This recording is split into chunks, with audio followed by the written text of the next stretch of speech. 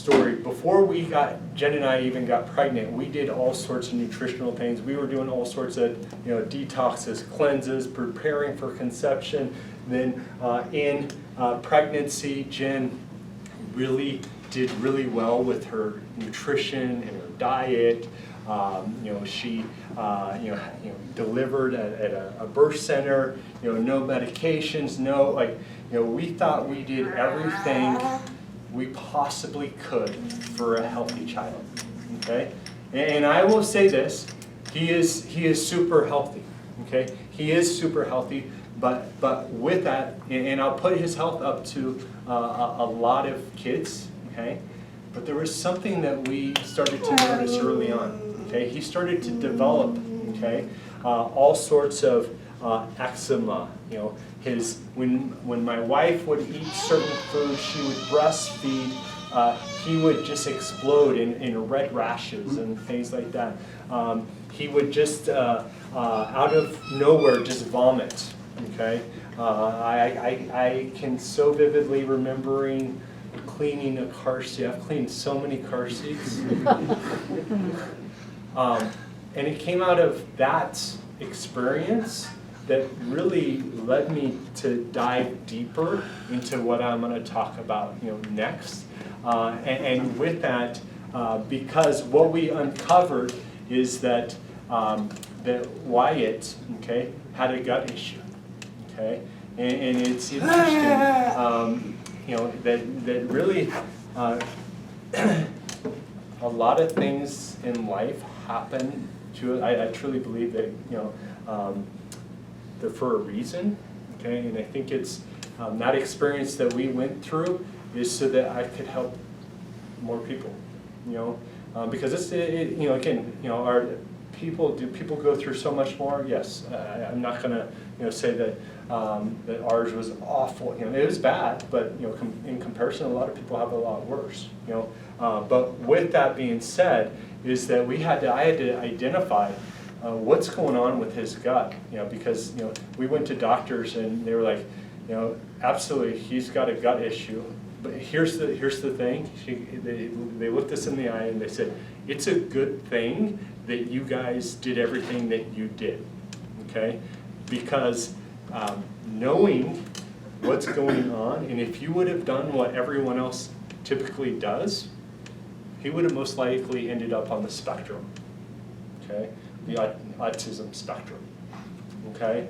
And so with that, the third step in resetting the gut is restoring normal GI physiology, okay? So we're going to go through a quick physiology lesson on the digestive system.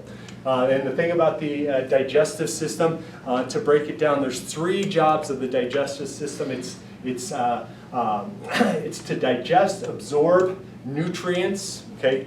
Absolutely got to absorb nutrients and eliminate the waste or eliminate the toxins, okay? Or eliminate the waste, excuse me.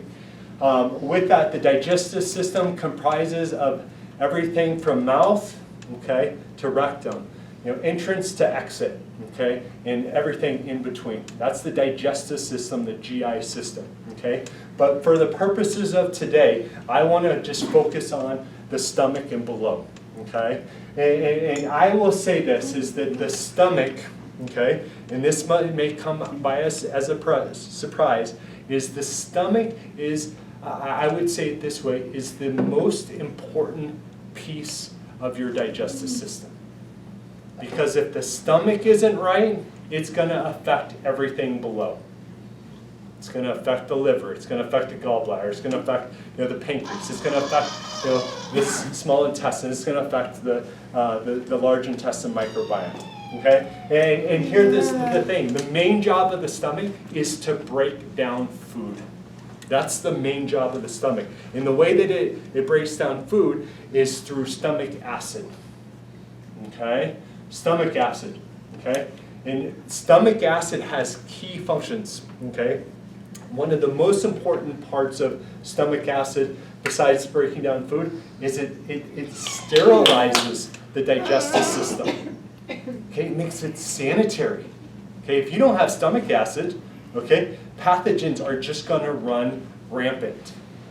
Okay, and so with that being said, stomach acid, it breaks down the food, proteins. With that, activates intrinsic factor, which is critical for B12.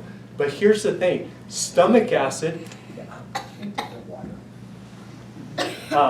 with that, stomach acid, okay, stimulates, okay, the production of bile, or assuming, the delivery, so the production of bile and enzymes by the pancreas, okay? So again, if you don't have proper stomach acid, your body's not gonna, it's gonna have an impact on bile, okay? It's gonna have an impact on enzymes, okay? But here's the thing that's so important to understand is that stomach acid, okay, you've got to have a pH in the stomach, okay, of between 1 and 3, okay? When you have stomach acid, okay, that low, okay, what that then does is it closes the sphincter or the opening at the top, okay, and it opens the sphincter at the bottom, okay?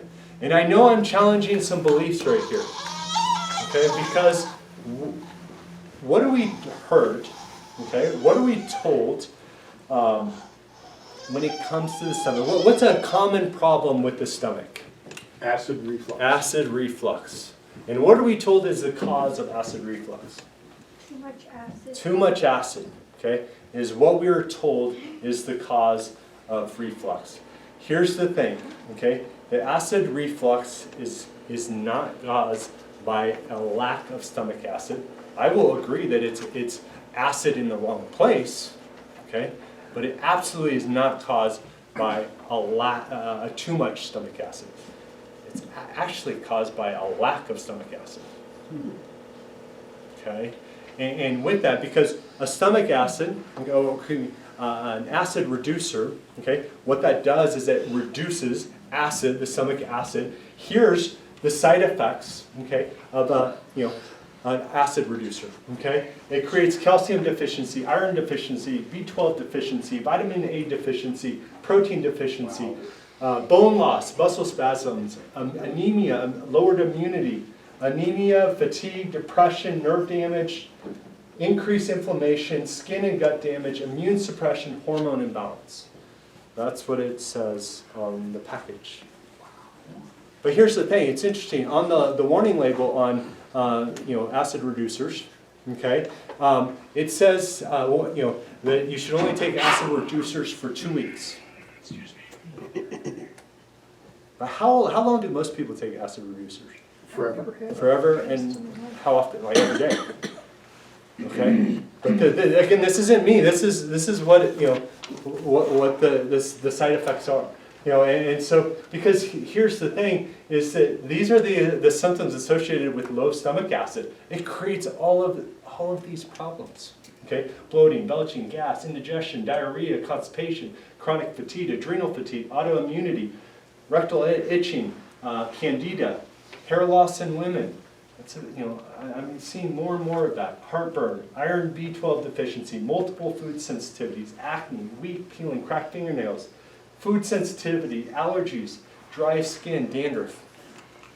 Okay, so again, low stomach acid, okay, just wrecks the digestive system because it's not breaking down the food, and you must have food breakdown for proper digestion to occur. Okay, it's critical. And so here's the thing, what causes, or a major cause of low stomach acid is stress. Okay, it's a bummer. Okay, again, life, it's stress. It decreases the natural production of stomach acid by our parietal cells that are located in the stomach. And so with that, one way that you can identify or see if you have low stomach acid, and one thing you can do at home is just do the steak test. Get a piece of meat, at least 6 ounces, okay, and just eat it by itself, okay, and see how you do like three hours after.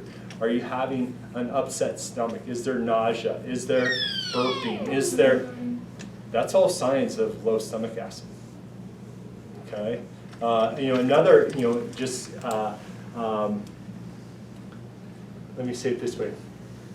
Another way to see, okay, if you have low stomach acid, let me say it this way. A better way, that's not what I want to say. With what we've been through, okay, with my son and everything, I had to identify. I wanted more answers of how can I get a better understanding of what's going on with the gut, looking at all aspects, of the gut. And one of the best ways to do that is a stool test, because that truly gives us an impact of how each of the different parts of the digestive system, are functioning. And one way that we can see if there's low stomach acid is this is a test that I can run in the office, is H. pylori. If H. pylori is present, that's a bad bacteria that resides in the gut, or in the stomach. If H. pylori is present, in order for that to be present, stomach acid must be low, or you don't have enough stomach acid. Okay, and so then with that, you might be asking, so what can I do to to increase stomach acid or improve stomach acid? Okay, a great way to do that is just liquid nutrition. So we drink smoothies on a regular basis, especially in the morning. My kids also always have on breakfast and lunch, but they also eat additional things at those times as well. Use ginger with that. A critical thing to keep in mind is make sure you stay well hydrated. Okay. Yeah. Can we get a copy of this PowerPoint? Yeah, that would work. Yeah. Can we just get a copy? Yeah. That would be good. With that, stay well hydrated. Okay. But with that, it's critical that you don't drink a lot of water or a lot of liquids at mealtime. Okay. Because again, that dissipates that stomach acid. Okay. Other ones that I want to talk about, use apple cider vinegar. That's great. Eat protein at the beginning of meals. So those are just some things to improve stomach acid.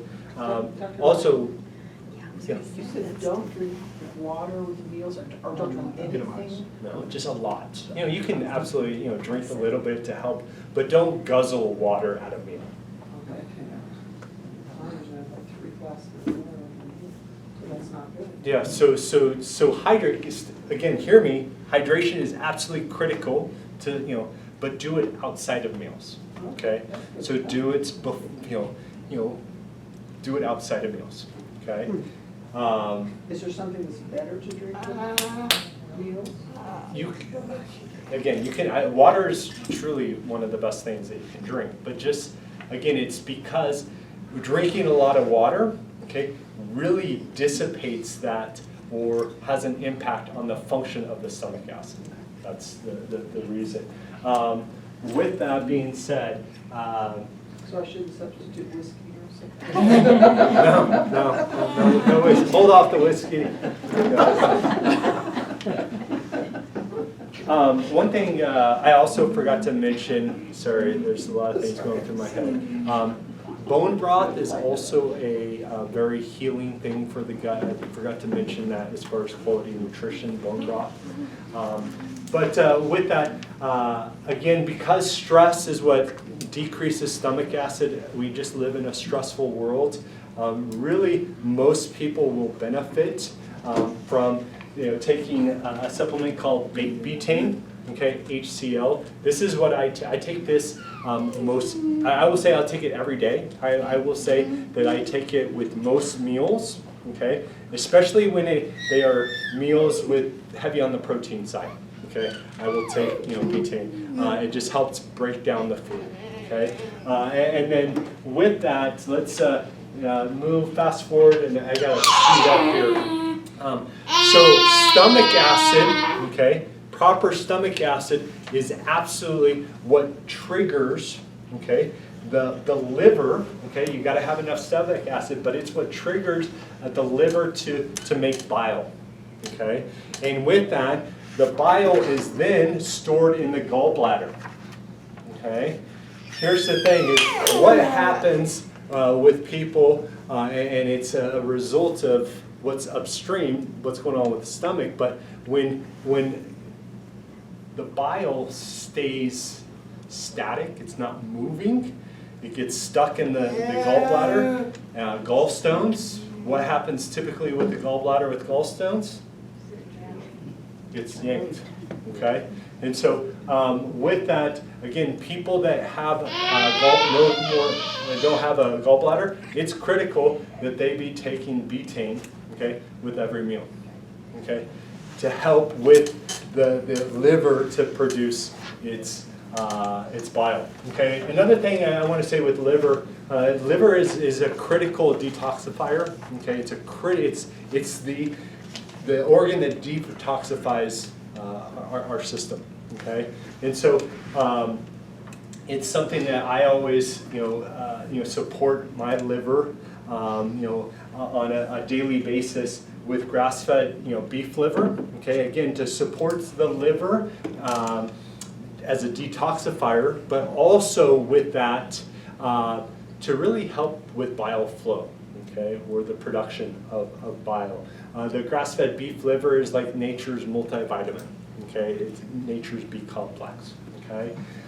Then with that, again, the stomach acid, having proper stomach acid is truly what triggers the pancreas, okay, to secrete, okay, digestive enzymes, okay, which are critical in the digestion of proteins, fats, carbohydrates. Okay, so again, critical. There's tests on there's markers on the stool test that gives us an understanding of, hey, how's the bile flow, what's going on with the pancreas, are there issues there,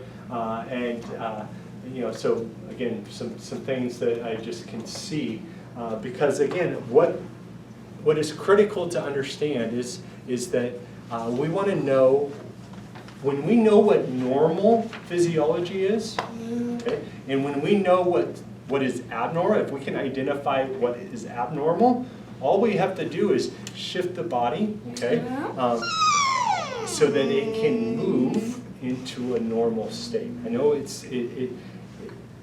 sounds easy, or excuse me, I know that it can be difficult, okay, but truly it's pretty simple. When we know what normal is and we can identify what abnormal, we just gotta help the body transition back to normal, okay. And so with that, some herbs that are very helpful in the body's production of pancreatic enzymes, okay, are like gentian, Oregon grape, some dandelion root, some things like that.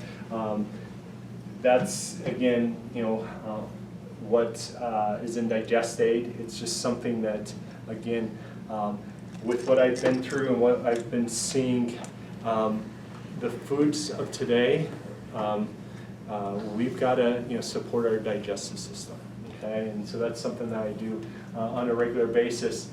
With that, the small intestine, okay, is so the stomach acid, combines with the bile, the pancreatic enzymes in the small intestine.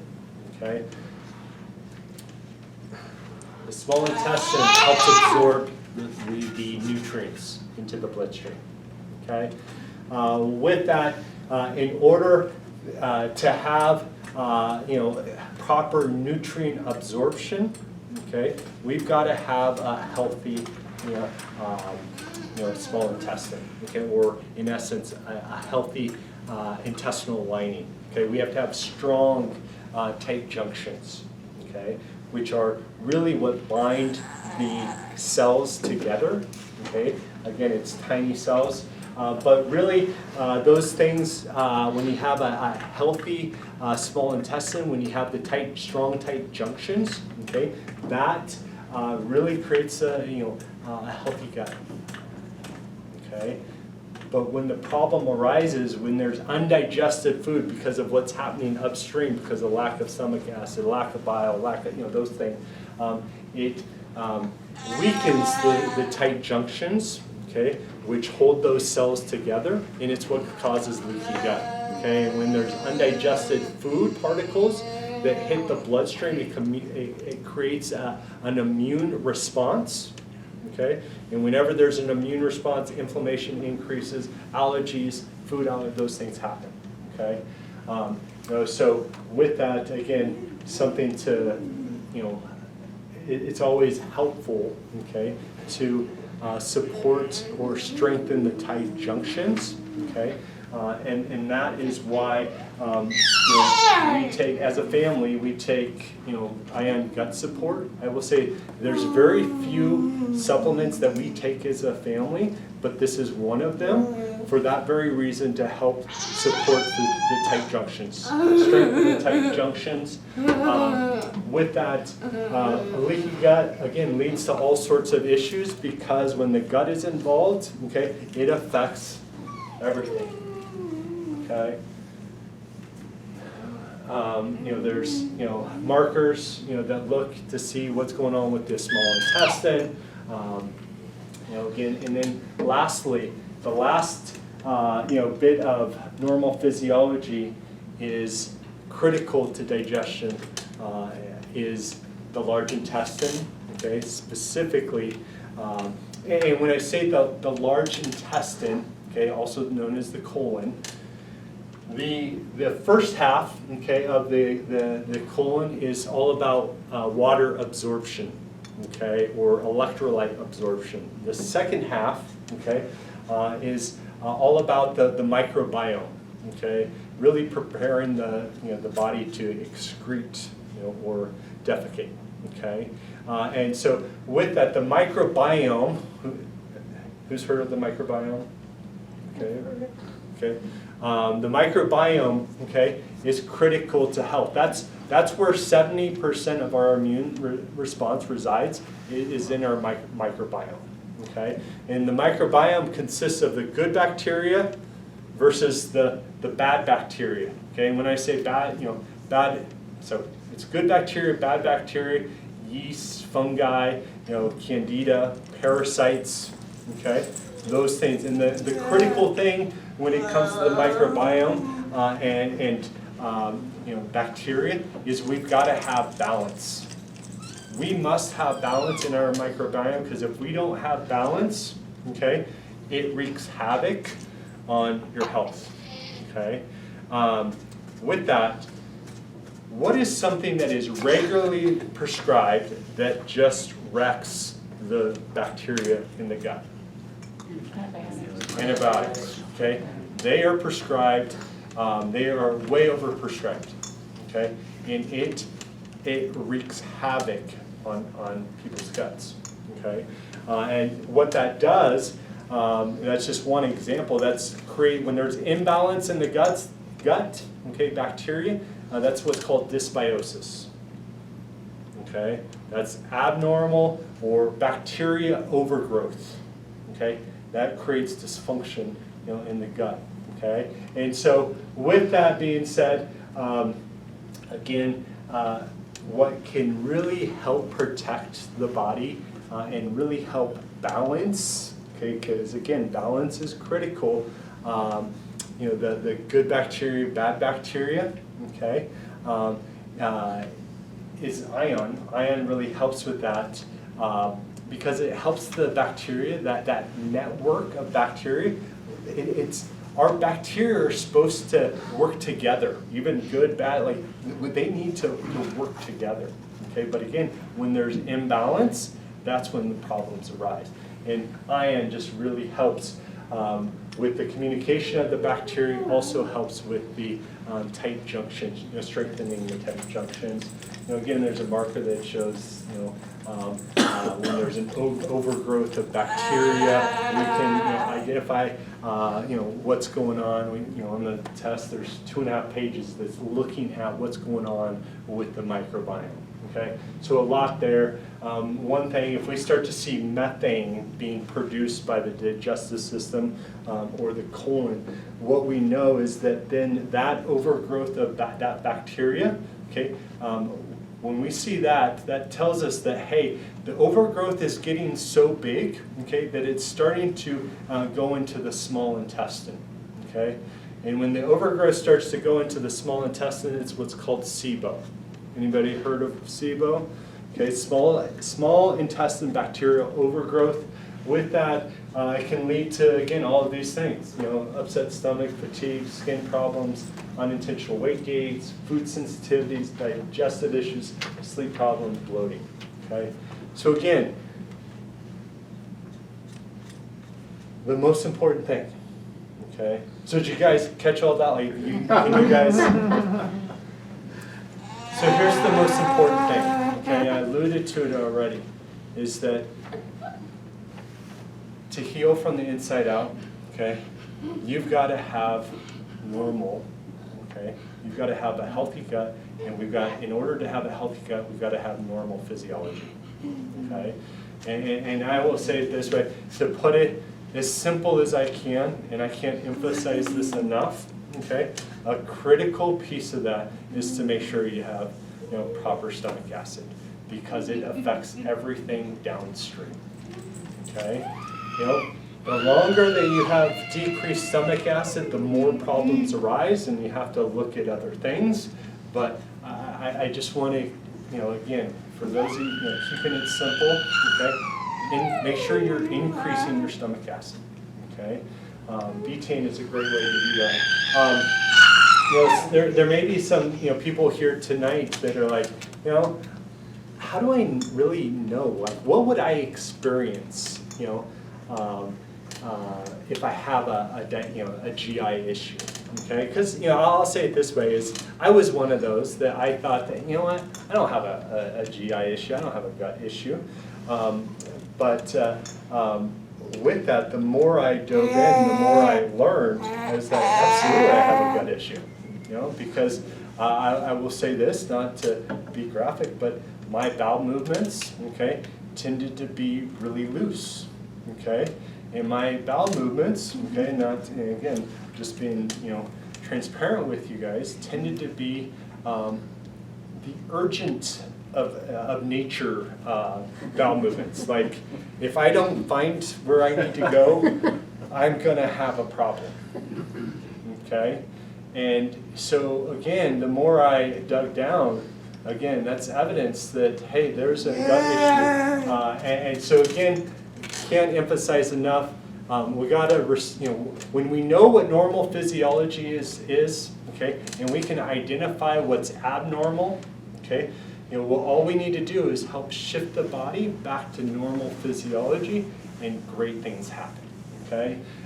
And so some things to watch for. Really, I'll say this: what goes in must come out. Okay, so we have. So check your poop. That's the best way to say it. Check your poop. You know, we should be pooping every day, at least 1 to 2 times a day. Okay. If you're not pooping, you know, at least once a day, hey, there's a problem. If you're pooping, you know, 4, 5, 6 times a day, there's a problem. Okay. With that, the consistency, the color. Okay. Again, check your poop. A lot of people, you know, again, I was one of those. Is that, you know, I do my business, just flush and go. But then when I started to kind of learn, I was like, huh, I have something that I can see on a daily basis to give me an understanding of, hey, what's going on, okay? Because here's the thing, when we look at the consistency of our bowel movements, okay, I want to put it simple. What we want to see is like, a continuous sausage or a snake-like. We can have, you know, there can be some cracks in it, but anything other than that, if you're like seeing pebbles or broken pieces or watery, loose stools, okay, there's issues going on, okay? When there's watery, loose stools, it tells us that there's inflammation, taking place, okay? And it needs to be addressed. When we look at the color, okay, of the stool, we naturally, normal is brown, okay? That's really a healthy stool, okay, is brown in color. I will say this, the foods we eat will absolutely have an impact, on the color of our poop, okay? Like if you eat beets, your poop's gonna be red, okay? But here's the thing, if you didn't eat beets and you see red in the stool, okay, that's a whole different ballgame, okay? That tells us, hey, there's blood in the stool, okay? Or with that, if you see black, okay, in the stool, and oftentimes that can be caused because you've been taking a binder or activated charcoal, okay? But if you haven't been taking those and you're seeing black in your stool, well, hey, that shows that that there could be some bleeding in the upper GI, okay? If you're seeing green and you haven't been eating, foods that are, let me say it this way. I do smoothies, I put the max greens in it. Oftentimes when I do that, I will see, green stool, okay? Or salads, things like that. But if you're seeing green, that's signs of, that can be signs of, that there's a bowel issue, food poisoning. White shows us that, hey, there's not enough bile, okay? So again, there's some issues going on. So again, check your poop every day, okay? Check your poop for, frequency, okay? Consistency, as well as color, okay? It really can tell us a lot, every single day, okay? One thing I forgot to also say regarding your poops, if you are seeing undigested food, okay, that's absolutely a sign that there is a gut problem, absolutely a sign that there's not enough stomach acid, okay?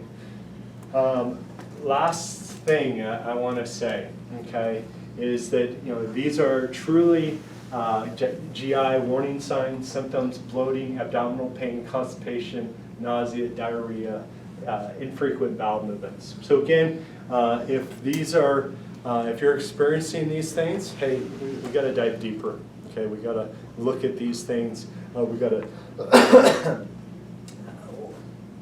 actually, you need to start taking some steps in the healing process. Okay, and so tonight was all about resetting the gut. Okay, and again, there's three things when it comes to resetting the gut. Okay, it's restoring proper nerve supply. Okay, autonomic balance, quality nutrition, whole foods, healthy fats, fruits, veggies, and then with that, restoring normal gut physiology. Okay, it's those things. Okay, and so with that, as far as action steps, for you tonight, for those of you that haven't, aren't patients, haven't had your spine checked, get checked. Talk to Julie. She can set up an appointment, for you tonight. With that, the second action step, okay, is start eating. If you're not eating quality nutrition, okay, start eating quality nutrition. If there's some things that I said tonight as far